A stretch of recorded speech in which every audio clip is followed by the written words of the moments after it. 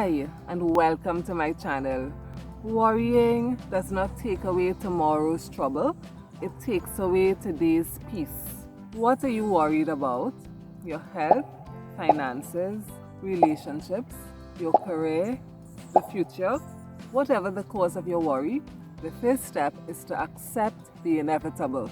It makes no sense to spend our valuable time and energy worrying about things that we have no control over. Death can be a major source of worry and anxiety because it's so uncertain.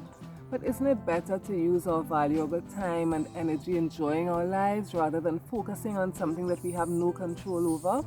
The next step is to analyze the situation. It is said that writing about your worries causes them to lose their power. If you find that worrying is preventing you from focusing on the things that you have to do, take some time out every day to worry. It may seem counterproductive, but research shows that when you schedule time to worry, it can reduce your anxious thoughts throughout the day. So give your worries whatever time you think they're worth, and then get back to the task at hand. When analyzing the situation, first think of the worst case scenario. What's the worst thing that can happen in this situation? What do you really fear about the situation? Then challenge that worst case scenario. Ask yourself, how likely is it that this situation is going to happen? Often, worry comes from our imagination and not reality. So when you analyze the worst case scenario, you often realize that that scenario is hardly likely to take place. So you may be afraid of losing your job. What would you do if that were to happen? You may find that it may not be as bad as you had thought because you have 6 months to a year of emergency savings. And then you may realize that you weren't all that happy in your job anyway, so that this may be an opportunity for you to apply to that company that you've always wanted to work with, or to return to your studies, or to start your own business. In his book, How to Stop Worrying and Start Living, Dale Carnegie suggests that you accept that worst case scenario and you prepare to improve on it.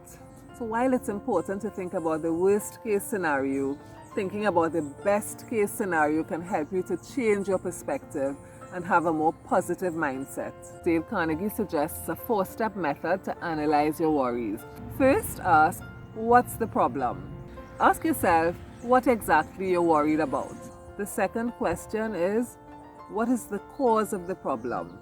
So here you're going to get all the facts and write them down. Sometimes worry is caused by confusion. So when we are clear about the facts, it can reduce our worry.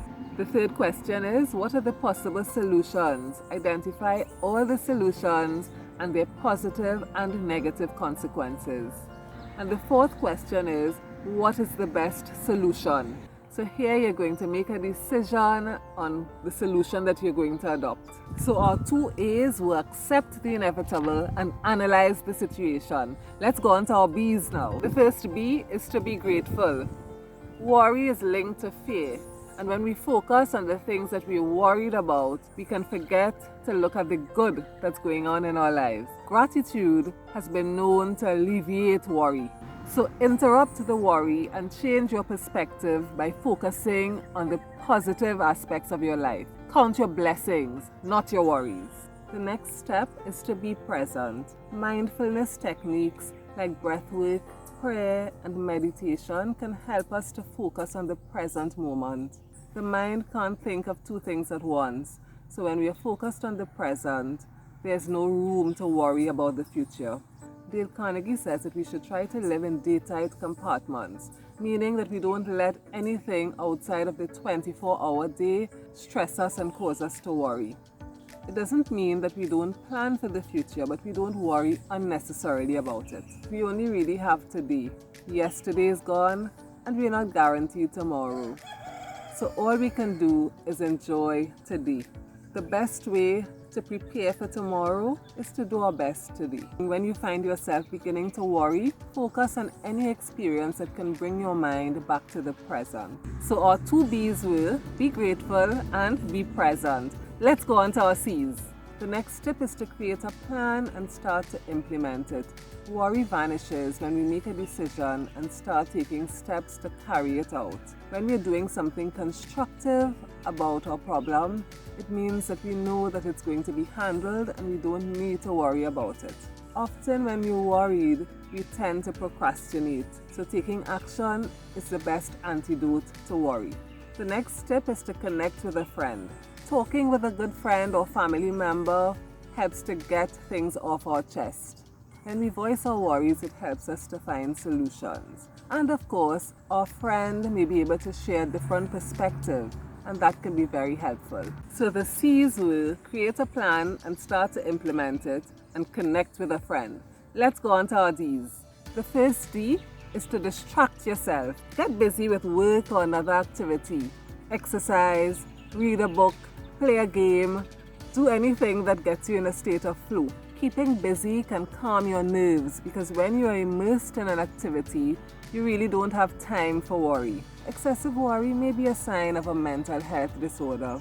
So if you find that you're struggling with chronic worrying, consulting a professional may bring some relief. The next D is don't sweat the small stuff. As Richard Carlson said, don't sweat the small stuff, and it's all small stuff. Will the situation still matter in a week, a month, or a year? If not, no need to worry about it now. Don't let the little things steal your joy. Worrying is futile. As Glenn Turner said, worrying is like a rocking chair. It gives you something to do, but gets you nowhere. And worrying can take a toll on our physical and mental health. Worrying doesn't change the future, but it prevents us from enjoying the present. Do you often struggle with worrying? Share with us in the comments which points resonated with you most. Thank you for watching. Please like, comment, and subscribe. See you soon.